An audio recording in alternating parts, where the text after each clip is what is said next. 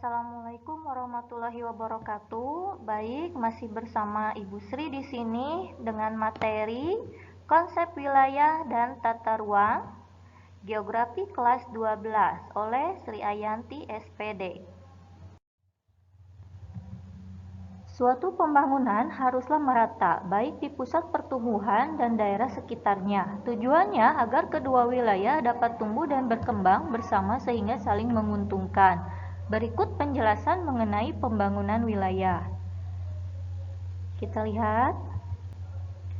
Pembangunan adalah upaya secara sadar dari manusia untuk memanfaatkan lingkungan dalam usaha memenuhi kebutuhan hidupnya. Dengan adanya pembangunan, kehidupan dan kesejahteraan manusia dapat meningkat.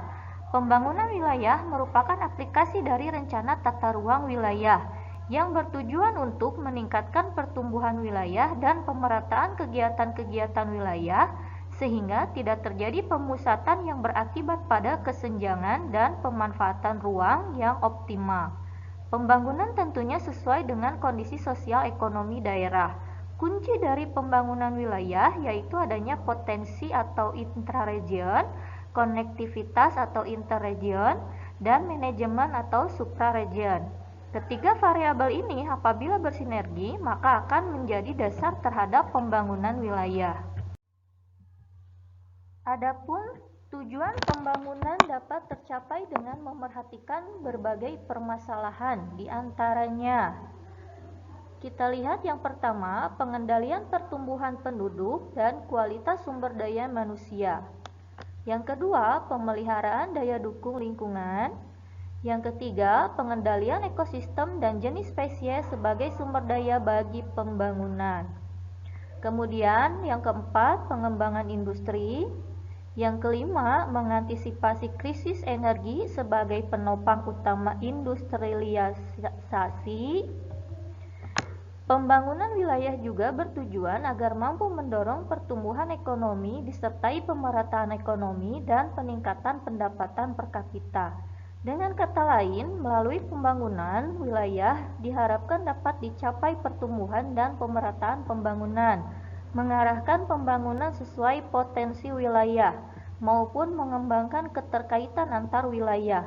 Pembangunan wilayah mencakup aspek ekonomi, sosial dan budaya, politik dan administrasi, serta penataan ruang.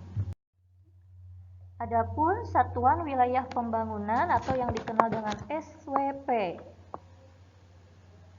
SWP merupakan salah satu aplikasi strategi pembangunan struktur tata ruang.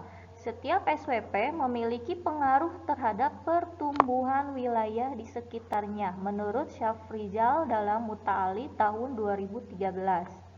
Di Indonesia, SWP ditetapkan dari tingkat nasional, provinsi, maupun kabupaten atau kota. Dasar penetapan SWP diantaranya sebagai berikut. Yang pertama ada homogenitas region, yaitu wilayah yang memiliki kesamaan kondisi permasalahan dan potensi ekonomi, sosial, maupun geografi.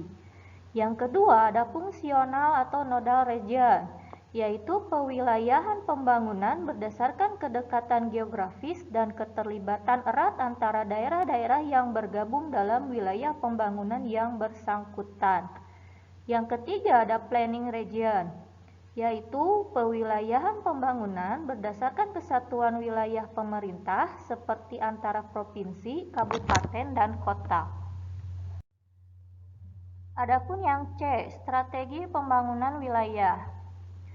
Pembangunan wilayah yang dilakukan di berbagai negara, khususnya negara sedang berkembang, menunjukkan keberhasilan atau kegagalan dengan mengacu pada pengalaman pengembangan wilayah, baik di dalam negeri maupun luar negeri. Agar pengembangan wilayah yang dilakukan memperoleh keberhasilan secara optimal, terdapat beberapa strategi seperti dijelaskan oleh Riyadi tahun 2000, antara lain sebagai berikut. A. Alokasi sumber daya yang lebih seimbang. B. Peningkatan sumber daya manusia di daerah. C. Pengembangan kelembagaan dan aparat daerah. D. Pelayanan masyarakat yang efisien. Selain itu, agar pembangunan wilayah dapat berjalan secara optimal, tentunya dilakukan sesuai dengan rencana tata ruang wilayah. Berikut ini beberapa hal yang harus diperhatikan dalam pembangunan wilayah. Yang pertama, pada wilayah yang belum berkembang, hendaknya memperhatikan kondisi fisik seperti kemampuan lahan dan jaringan. Pada wilayah yang sedang berkembang, hendaknya memperhatikan penduduk dan aktivitas ekonomi.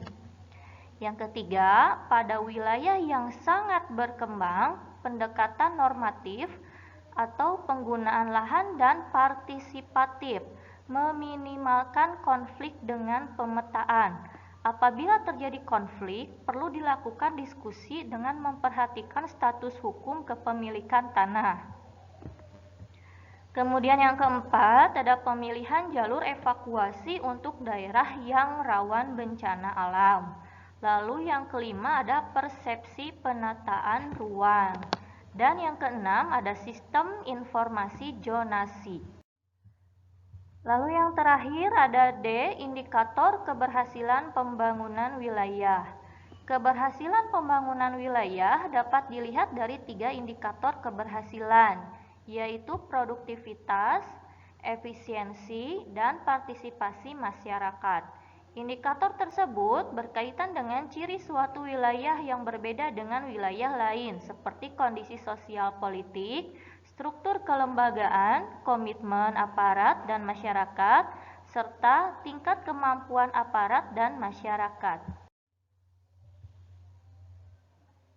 Baik, sekian yang bisa Ibu sampaikan mengenai materi tentang konsep wilayah dan tata ruang dalam pembahasannya pembangunan wilayah.